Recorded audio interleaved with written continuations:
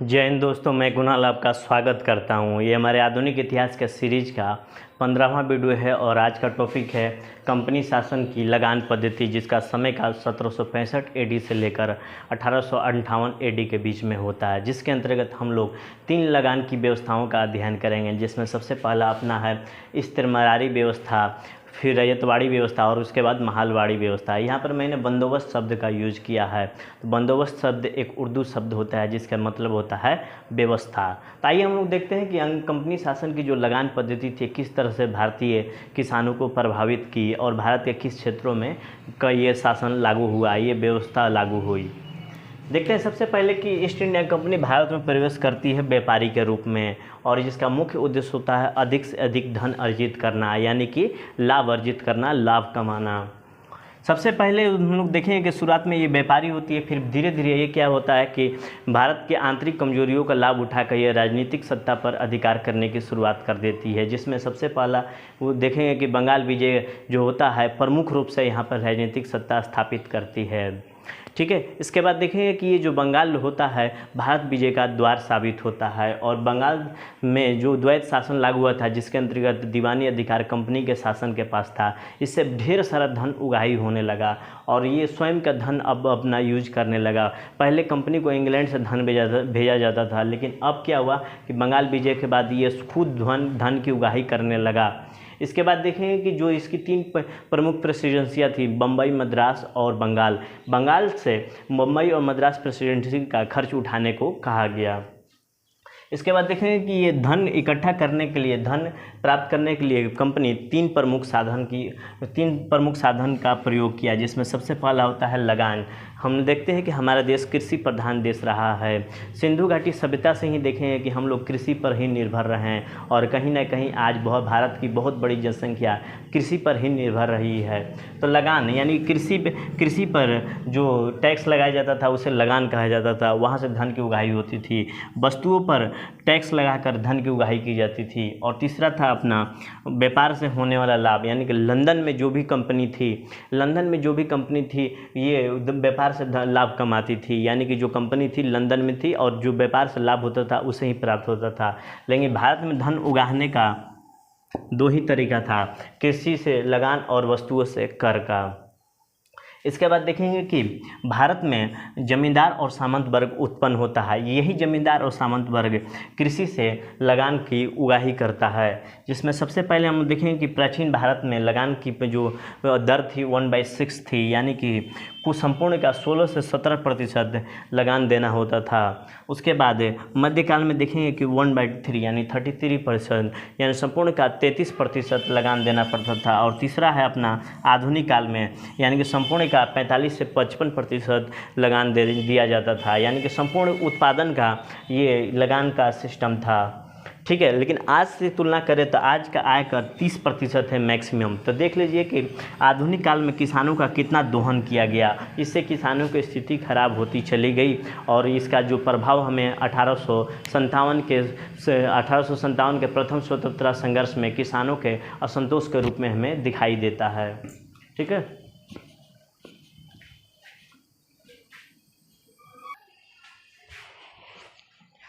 लगान की 3 प्रणालियों में सबसे पहला अपना है इस्तिमरारी व्यवस्था, यानी इस्तिमरारी बंदोबस्त या व्यवस्था, जिसे परमानेंट सेटलमेंट कहते हैं।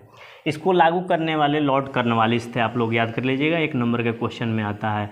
लॉर्ड कॉर्नवालिस बहुत सारी चीज़ों को भारत में जन्मदाता के रूप में जाने जाते हैं, जैसे पुलिस व्यवस्था के लिए रूप में, सिविल सेवा के रूप में।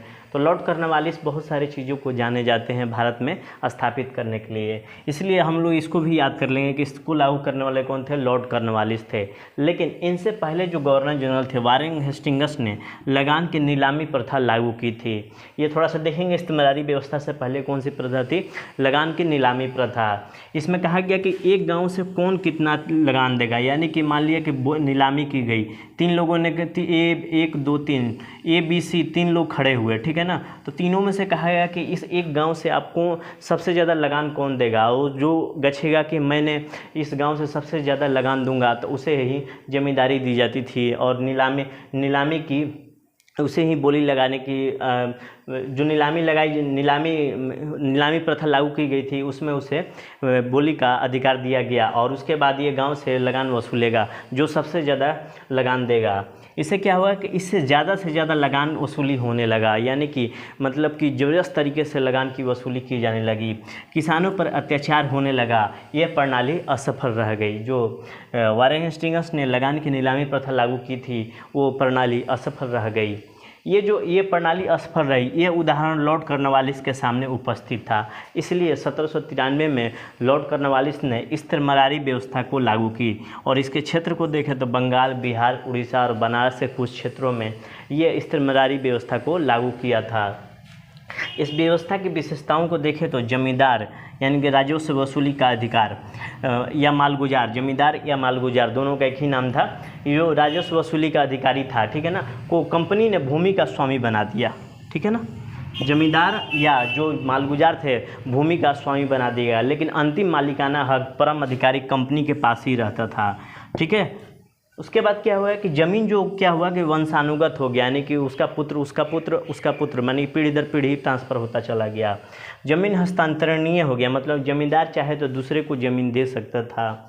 तीसरा, किसान का दर्जा गिर गया। अब जो ज़मीन का मालिक अगर मालगुजारी या ज़मींदारी हो गया तो किसान का दर्जा तो गिरेगा ही गिरेगा ना, कि किसान की भूमि को ज़मींदारों को दे दिया गया। अब किसान इस पर खेती करेगा और ढेर सारा फसल उगाएगा, लेकिन उसमें से लगान का वसूली करता था ज़मींदार, ठीक है ना। उसके प्रतिशत को हम लोग देखेंगे आगे चलकर। इससे क्या हुआ कि भूमि का स्वामी से किसानों को बेदखल कर दिया गया। इससे ग्रामीण संरचना एवं आर्थिक प्रणाली में एकदम उथल पुथल मच गया। अभी देखते हैं कि कैसे आर्थिक प्रणाली में एकदम सा उथल पुथल कैसे मचता है, इसको देखते हैं।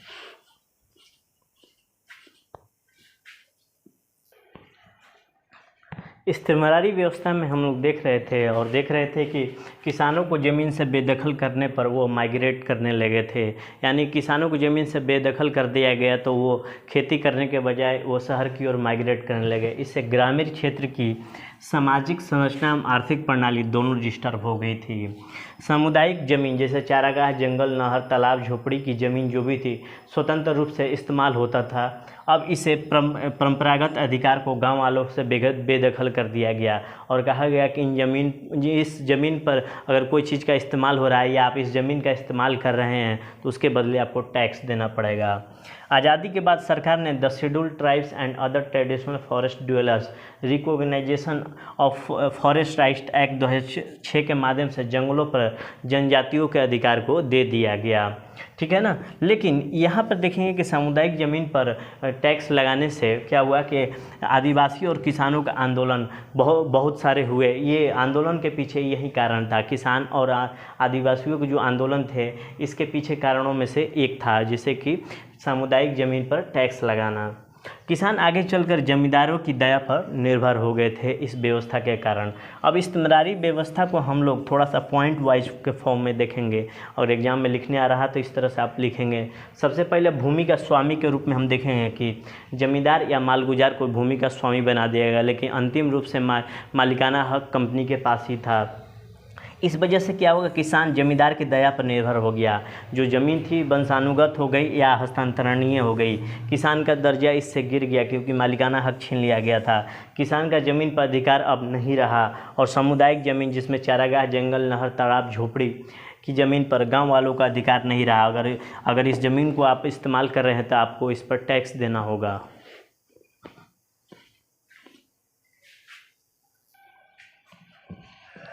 किसानों से जो भी लगान वसूला जाएगा उसका 10% भाग कंपनी के पास जाएगा। जो भी लगान वसूला जाएगा उसका 10/11 भाग कंपनी के पास जाएगा और 1/11 भाग जमींदार के पास रहेगा और शेष भाग किसानों के पास रहेगा। तो देखिए कितना कम किसानों के पास हिस्सा रह जाता था। राशि जो थी देय रकम जमींदारों को पहले से निर्धारित कर दी जाती थी कि इस क्षेत्र से इतना आप लगान वसूल करेंगे। यह देय रकम बहुत अधिक होती थी। इस लगान वसूल करना जमींदारों की बस की बात नहीं थी। इतना ज़्यादा जो भी लगान था वसूल करना जमींदारों की बस की बात नहीं थी। एवं दूसरे किसान लगान नहीं देते थे तो उसे ज़मीन से बेदखल कर दिया जाता था कि कोई दूसरा अब खेती करेगा। इस वजह से क्या हुआ कि कई ज़मींदार समय पर कर्ज नहीं चुका पाते थे, समय पर देय रकम नहीं चुका पाते थे, इसलिए किसानों की ज़मीन एक ज़मींदार से दूसरे ज़मींदार को दे दी जाती थी या बेच दी जाती थी। इस तरह से देखेंगे भूमि जो थी वो संपत्ति का रूप ले ली, यानी कि बेचने योग्य भूमि बन गई थी। इस प्रक्रिया से ज़मींदार बहुत परेशान रहते थे। इस प्रक्रिया से जो भी ज़मींदार थे वो भी परेशान रहते थे। इस प्रक्रिया में एक कानून आया था जिसे हम लोग सूर्यास्त कानून कहते थे। कहा जाता था कि एक समय के बाद, यानी कि एक दिन एक निर्धारित कर दी जाती थी कि इस दिन के सूर्यास्त होने से पहले आपको जो देय रकम लगान की राशि है ज़मींदारों को चुकानी होगी। अगर नहीं चुकाते हैं तो ज़मींदार अपनी ज़मीन से हाथ धो बैठेंगे। इस कानून के वजह से ज़मींदार बहुत परेशान रहते थे, ठीक है ना। लगान की दर इतनी ऊँची थी। देखिए कि 1807 तक ज़मींदारों की आधी ज़मीन बिक चुकी थी क्योंकि ये समय पर कर्ज नहीं चुका पाते थे, समय पर देय रकम नहीं चुका पाते थे, लगान की राशि नहीं चुका पाते थे। ये कुल मिलाकर कहें तो ये व्यवस्था असफल रही, ठीक है ना। अब देखते हैं कि लगान जो लगान की ये व्यवस्था थी, इस्तेमारी व्यवस्था लागू करने के पीछे क्या इसका उद्देश्य था। देखेंगे कि उन्हें भारत पर शासन करने के लिए, यानी अंग्रेज़ों को, ये ईस्ट इंडिया कंपनी को भारत पर शासन करने के लिए एक सहयोगी चाहिए था। इसके लिए जमींदार वर्ग का इन्होंने निर्माण किया। बंगाल में लगान न देने की स्थिति में किसानों को विद्रोह शुरू हो गए थे। इस वजह से क्या हुआ कि ज़मींदार जो थे अंग्रेज़ों के लिए ढाल बने, क्योंकि ज़मींदार अंग्रेज़ों और किसानों के बीच में ये मध्यस्थ का काम करते थे, इसलिए ज़मींदार ढाल बने। जो भी आक्रोश का सामना करना पड़ा वो ज़मींदारों को ही करना पड़ा। ये स्वतंत्रता आंदोलन तक अंग्रेज़ों की मदद करते रहे। जमींदार वर्ग थे, स्वतंत्रता आंदोलन तक ये अंग्रेज़ों की मदद करते रहे और कई इतिहासकार इन्हें जमींदार वर्ग को प्रतिक्रिया वर्ग की संज्ञा दी तथा कहा कि ये हमारे आंदोलन यानी स्वतंत्रता आंदोलन को जमींदार वर्ग कमज़ोर करते रहे हैं। इस व्यवस्था में फिक्स आय होती थी। इस्तेमारी व्यवस्था में एक निश्चित रकम देने की बात कही जाती थी कि इतना लगान वसूलना है, एक फिक्स आय की व्यवस्था थी, ठीक है ना। इससे क्या हुआ कि यहाँ वित्तीय सुरक्षा प्रदान की गई, लेकिन 10 से 15 वर्षों तक कंपनी की आय शुरुआत में तो बढ़ी, लेकिन बाद में क्या हो गया कि धीरे धीरे उसकी लाभ कमी होती चली गई। टैक्स संग्रहण आसान हो गया था, ठीक है ना। इससे उत्पादन बढ़ाने में मदद मिलेगी ऐसा कहा गया, लेकिन सिंचाई एवं अन्य व्यवस्था की मदद से शुरू में तो लाभ दिखाई दिया, बाद में धीरे धीरे यह लाभ रुक गया और इस्तेमारी व्यवस्था इस तरह से असफल साबित हुई, ठीक है ना। और इस्तेमारी व्यवस्था के फलस्वरूप अंग्रेज़ों का सहयोगी वर्ग जमींदार वर्ग उत्पन्न हो गया, जो आज भी कहीं ना कहीं हमारे इस बंगाल, बिहार, उड़ीसा और बनारस के क्षेत्रों में जमींदार वर्ग दिखाई देते हैं, ठीक है। अब दूसरी व्यवस्था का अध्ययन करते हैं।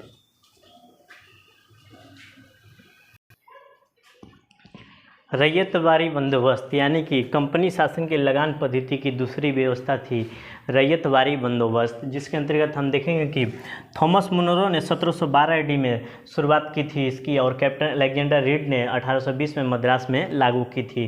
तो फर्स्ट फेज में इसे ट्रायल फेज में लागू किया गया था, ठीक है ना। इसको फर्स्ट फेज में इसको शुरुआती दौर में 1712 नहीं, ये 1792 था। 1792 एडी में थॉमस मुनरो ने इसको ट्रायल वर्जन पर ये रैयतवारी व्यवस्था को लागू की थी। उसके बाद 1820 एडी में मद्रास में ये कैप्टन अलेक्जेंडर रीड ने होलिस्टिक ढंग से, माने कि संपूर्ण रूप से इसे लागू किया गया था। इसके लागू करने वाले क्षेत्रों को देखें तो बम्बई, मद्रास और असम के क्षेत्रों में रैयतवारी बंदोबस्त लागू किया गया था। रैयत का मतलब होता है किसान, जिसे कहेंगे कि किराए पर ज़मीन लेकर ये जोत रहा है। कंपनी और किसानों के बीच की व्यवस्था ये थी। पहले क्या था कि कंपनी और किसानों के बीच में जमींदार थे, जिसे हम लोग इस्तेमारी व्यवस्था कहते थे। लेकिन ये जो व्यवस्था थी कंपनी और किसानों के बीच में थी, यानी कि सीधे सीधे किसान कंपनी से जुड़े हुए थे। दक्षिण भारत में जमींदार नहीं होने के कारण इस्तेमारी व्यवस्था को लागू नहीं किया जा सका। इस्तेमारी व्यवस्था में 1/11 भाग जमींदार को मिलता था। हमने देखा था कि 10/11 भाग जमीन, 10/11 इसको कंपनी को मिलता था, 1/11 भाग इसको जमींदार को मिलता था। उसके बाद क्या होता था कि उत्पादन आय अधिक हो तो इसका भी लाभ जमींदारी उठाते थे। इस कारण अब सीधे सीधे किसानों से संपर्क होने से 1/10 भाग तथा अधिक आय किसानों को ही मिलेगा, ठीक है ना। 1/10 भाग किसानों को मिलेगा और उससे जो भी अधिक उत्पादन हो किसानों के पास ही जाएगा, जमींदारों के पास नहीं जाएगा। जमींदार अधिक लाभ के लिए किसानों पर जुल्म ढाते थे। इससे क्या हुआ कि ईस्ट इंडिया कंपनी की बहुत ज़्यादा बदनामी होती थी। इन सबको देखते हुए ईस्ट इंडिया कंपनी ने रैयतवारी व्यवस्था को लागू की। रैयतवारी व्यवस्था व्यवस्था क्या हुआ कि दक्षिण पश्चिम भारत में जमींदारों का अभाव था, इसलिए इस व्यवस्था को लागू किया गया। इस्तेमारी बंदोबस्त से घाटा होता था क्योंकि जमींदार 9% भाग ले जाते थे। अधिक उत्पादन का लाभ जमींदार ही उठाते थे और जमींदार जो होते थे किसानों पर जुल्म ढालते थे, इसलिए क्या हुआ, ईस्ट इंडिया कंपनी की बहुत ज़्यादा बदनामी होती थी। अब देखेंगे कि ये जो रैयतवाड़ी व्यवस्था थी उसकी विशेषता क्या थी। वास्तविक काश्तकार किसान के साथ बंदोबस्त हुआ, यानी कि वास्तविक काश्तकार यहाँ किसान हो गए थे। किसान ही ज़मीन का मालिक होते थे, लेकिन ये मालिक तब तक होते थे जब तक लगान चुकाते थे। लगान ना चुकाने की स्थिति में ये अपना मालिकाना हक खो देते थे। 20 से 30 वर्षों तक इस 20 से 30 वर्षों में लगान फिर से पुनर्निर्धारित होता था। ये कंपनी के मन मर्जी पर निर्भर करता था कि लगान फिर से कितना लगाया जाए। व्यवस्था की समीक्षा करें या कमियों को देखें तो यह एक प्रकार के अमानवीय व्यवस्था थी, क्योंकि इसमें लगान देना ही देना पड़ता था। राज्य स्वयं ईस्ट इंडिया कंपनी जुल्म ढालने वाला बन गया। दानवकार जमींदार के रूप में, यानी कि राक्षस रूपी जमींदार के रूप में ईस्ट इंडिया कंपनी हमारे सामने दिखाई देता है। लगान नहीं देने की स्थिति में किसानों की ज़मीन बेच दी जाती थी। लगान की दर 45 से 50% थी तथा अकाल और बाढ़ के समय जब फसल नष्ट हो जाए तो इसमें कोई रियायत नहीं दी जाती थी। आप अगले वर्ष इस लगान को और जोड़कर चुकाएंगे, यानी कि यह एक प्रकार का अमानवीय व्यवस्था थी। ठीक है ना। देखते हैं अगला अपना महालवाड़ी व्यवस्था।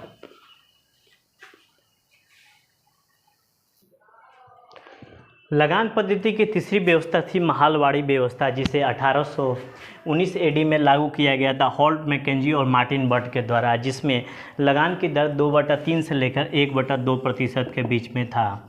ठीक है। ये गंगा के द्वाब में मध्य भारत और पंजाब में लागू किया गया है, यानी कि मुख्यतः देखेंगे कि उत्तरी भारत के क्षेत्रों में ये महालवाड़ी व्यवस्था लागू की है। ये जमींदारी व्यवस्था या इस्तेमारी व्यवस्था, अस्थायी बंदोबस्त, तीनों एक ही नाम है। कभी भी कंफ्यूज हुई है नहीं कि इस्तेमारी व्यवस्था का ही नाम था अस्थायी बंदोबस्त और जमींदारी व्यवस्था। यह जमींदारी व्यवस्था का संशोधित रूप है। गांव के मुखिया के साथ इस बंदोबस्त किया जाता था। महल के भूस्वामी को लगान वसूलने का अधिकार था, यानी कि एक गांव से एक रकम फिक्स कर दी जाती थी कि इस गांव से इतना लगान की वसूली होगी, तो गांव का मुखिया उस लगान को कंपनी के साथ व्यवस्था में लगा रहता था, यानी कि कंपनी को गांव का मुखिया उस लगान को देता था, यानी कि गांव के मुखिया के साथ ये बंदोबस्त किया गया था। इसलिए कहते हैं महालवाड़ी, यानी महल के भूस्वामी को लगान वसूल करने का अधिकार इसमें दे दिया गया। तो यानी कि हम लोगों ने तीनों व्यवस्थाओं का डिटेल अध्ययन किया, इस्तेमारी बंदोबस्त, रैयतवाड़ी बंदोबस्त और महालवाड़ी बंदोबस्त। इन तीनों व्यवस्थाओं का जमीन बिकाऊ वस्तु में बदल गया। यह भारत की ग्रामीण एवं कृषि व्यवस्था में बुनियादी परिवर्तन लाया, जो कि आधारशिला थी उसे हिला दिया था। ठीक है ना। ये ग्रामीण सामाजिक संरचना बिखरने लगा। इससे जो भी लाभ हुआ कंपनी को हुआ, इससे किसानों का जबरदस्त शोषण हुआ। इसके परिणाम स्वरूप कृषक आंदोलन हमारे सामने आते हैं और प्रथम स्वतंत्रता आंदोलन में किसानों का आक्रोश हमें प्रथम स्वतंत्रता आंदोलन में दिखाई देते हैं। तो ये रही अपनी तीनों व्यवस्था, इस्तेमारी बंदोबस्त, रैयतवाड़ी बंदोबस्त और महालवाड़ी बंदोबस्त, जिससे किसानों की स्थिति बहुत ज़्यादा ही खराब हो गई। ग्रामीण आर्थिक और सामाजिक संरचना में ज़बरदस्त परिवर्तन आया, किसानों का शोषण हुआ, जिसके परिणाम स्वरूप हम देखते हैं कि बहुत सारे कृषक आंदोलन तथा 1857 में किसानों का जो आक्रोश फूटता है, इसके रूप में ये तीनों व्यवस्थाओं का दुष्परिणाम हमारे सामने दिखाई देता है। तो ये रहा कंपनी शासन की लगान पद्धति, जिसका समय काल 1765 से लेकर 1858 एडी के बीच में रहा है। ठीक है। तो आज भर के लिए इतना ही। आपके सहयोग के लिए धन्यवाद। नमस्कार। जय हिंद।